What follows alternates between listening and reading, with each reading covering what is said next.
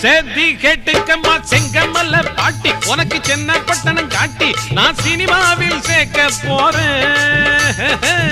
ஓடி விளையாடும் தாத்தா ஓட சேர்த்து ஒரு ஒத்த ஜட போட்டு உன்னை ஹீரோயினா மாத்த போறேன்